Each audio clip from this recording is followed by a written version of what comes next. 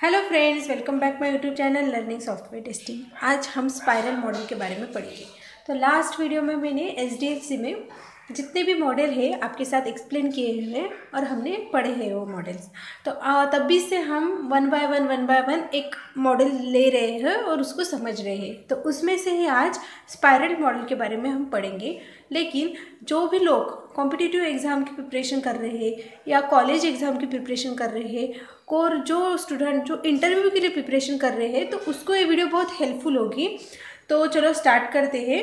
लेकिन इससे पहले आपको मैं बता दूं कि प्लीज़ मेरे वीडियो को लाइक कीजिए और सब्सक्राइब कीजिए मेरे चैनल को। जो भी आप सब्सक्राइब करते हो, मेरे चैनल को शेयर करते हो, कमेंट सेक्शन में कुछ लिखते हो, तो मुझे बहुत मोटिवेशन मिलता है कि मेरी वीडियो आपको पसंद आते हैं करके। तो प्लीज़ वीडियो को लाइक कीजिए और सब्सक्राइब कीजिए मेरे चैनल को।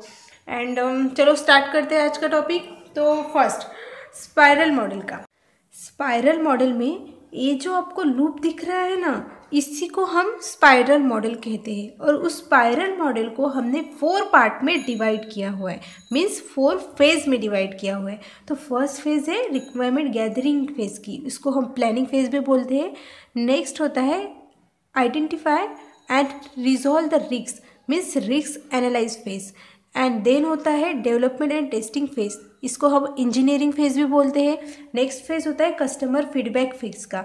तो हम देखते हैं कि फर्स्ट रिक्वायरमेंट फेज में क्या होता है। तो फर्स्ट रिक्वायरमेंट फेज में हम कस्टमर की जो भी रिक्वायरमेंट होती है इसको एनालिसिस करते हैं, और जो भी हमारे प्रोडक्ट मैनेजर होते हैं या टीम लीड भी कह सकते हैं हमको, ये सभी रिक्वायरमेंट को अंडरस्टैंड करते हैं और उसका एक डॉक्यूमेंट बनाते हैं।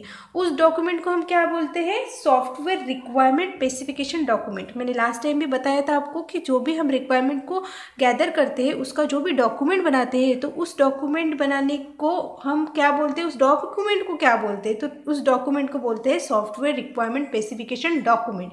और ये डॉक्यूमेंट हमने क्लियर होने के बाद, हम अंडरस्टैंडिंग पूरा गैदर करने के बाद हम नेक्स्ट फेज पे आते हैं। नेक्स्ट फेज होता है identify and resolve risk, means risk analysis phase होता है। हम जब रिक्वायरमेंट को अंडरस्टैंड करते हैं और रिक्वायरमेंट को गैदर करते हैं, प्लानिंग कंप्लीट होती है, डॉक्यूमेंट क्रिएट होता है। डॉक्यूमेंट क्रिएट करने के बाद हम आइडेंटिफाई करते हैं रिस्क को। इस फेज में क्या होता है? हमारा project manager and project lead project को एनालिसिस करने के बाद, रिक्वायरमेंट को एनालिसिस करने के बाद, हम उस प्रोजेक्ट में कौन कौन से रिस्क फाइंड हो सकते हैं कि हम ऐसा प्रोजेक्ट करेंगे तो उसमें ये रिस्क आ सकता है, हमने ये किया तो ये रिस्क आ सकता है। इनिशियल फेज में ही पूरा रिस्क के बारे में कि हम ऐसे कोडिंग करेंगे तो ऐसे प्रॉब्लम आ सकते हैं, ये सभी को हम पहले ही एनालिसिस करते हैं इनिशियल स्टेज को। तो इसको हम बेसिकली रिस्क एनालिसिस फेज में ही काम करते हैं। सभी रिस्क को एनालिसिस करते हैं, प्रोजेक्ट को एनालिसिस करते हैं और समझते हैं कि हम जब प्रोजेक्ट को स्टार्ट करेंगे तो उसमें इस टाइप के रिस्क आ सकते हैं करके। नेक्स्ट होता है development phase. Development phase and testing phase होता है, इसको हम इंजीनियरिंग बोलते हैं। तो इंजीनियरिंग फेज में क्या होता है? फर्स्ट डेवलपमेंट कंप्लीट होने के बाद टेस्टिंग फेज होता है। टेस्टिंग फेज में टेस्टर टेस्टिंग करते हैं और तो पता चलता है कि सॉफ्टवेयर हमारा अच्छे से काम करता है कि नहीं। कस्टमर फीडबैक मिलने के बाद हम क्या करते हैं कि कस्टमर का फीडबैक मिल गया तो मैनेजर हमारा फुलफिल हो गया, मीन्स मैनेजर को हमारा प्रोजेक्ट भी अच्छा लगा, कुछ कस्टमर की रिक्वायरमेंट भी ऐड हुई, कुछ मैनेजर को लगा कि नहीं इसमें कुछ ये प्रॉब्लम है, हमको ये करना है अच्छे से, हमको इसको डेवलप करना है थोड़ा सा। कस्टमर ने कुछ रिक्वायरमेंट दी, उसको भी कुछ उसमें ऐड करना है, तो फिर से ये लूप चलेगा। तो फिर से लूप चलेगा तो ये बड़ा होगा, फिर से हमको रिक्वायरमेंट फेज में जाना पड़ेगा।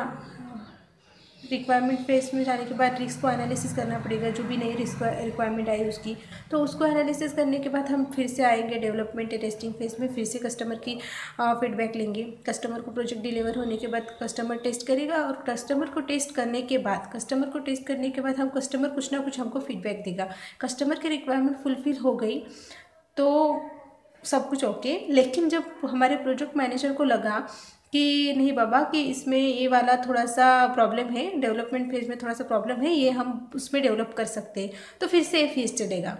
तो ये फिर से फेज चलेगा, तो फिर से फेज चलेगा। जितनी लूप बढ़ेगा और जितना लूप बढ़ेगा तो उतने उसका प्रोजेक्ट की कॉस्ट भी बढ़ेगी। समझ में आ रहा है आपको? ये लूप है। लूप जितना बढ़ेगा तो प्रोजेक्ट की कॉस्ट भी बढ़ेगी, क्योंकि हमें फिर से लूप में पूरा प्रोसेस करना पड़ेगा, रिक्वायरमेंट को गैदर करना पड़ेगा, आइडेंटिफाई रिस्क करना पड़ेगा, टेस्टिंग करनी पड़ेगी, डेवलपमेंट करनी पड़ेगी, फिर से कस्टमर को फीडबैक लेना पड़ेगा। ये सभी प्रोसेस हमको बार बार करनी पड़ेगी। तो उसमें क्या होगा, कॉस्ट, प्रोजेक्ट की कॉस्ट बढ़ेगी। तो ये प्रोजेक्ट हम बोल सकते हैं कि जो भी बड़े प्रोजेक्ट होते हैं, क्रिटिकल प्रोडक्ट होते हैं, like investment, banking and capital market, ये सब भी जो डोमेन होते हैं, तो उस डोमेन के लिए ये वाला स्पाइरल मॉडल अप्लाई किया जाता है। तो हम उसके कुछ एडवांटेज एंड डिसएडवांटेजेस भी देखेंगे। तो एडवांटेजेस है फ्लेक्सिबल एंड सेकंड है कस्टमर सेटिस्फेक्शन। मोस्ट इम्पॉर्टेंट है कस्टमर सेटिस्फेक्शन। कौन सा ही मॉडल हम यूज़ करें, लेकिन customer satisfaction is most important.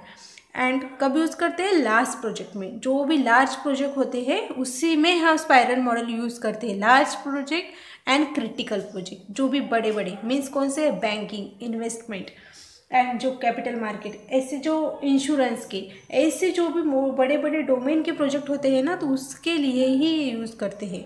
Risk hide means. Next है डिसएडवांटेज। डिसएडवांटेजेस क्या है, कॉम्प्लेक्स। ये बहुत कॉम्प्लेक्स होता है, क्योंकि आपको ही पता है जब भी ये बड़े प्रोजेक्ट में यूज़ होगा तो कॉम्प्लेक्स होगा ही, और टाइम्स, बड़े प्रोजेक्ट है तो टाइम भी ज़्यादा ही लगेगा।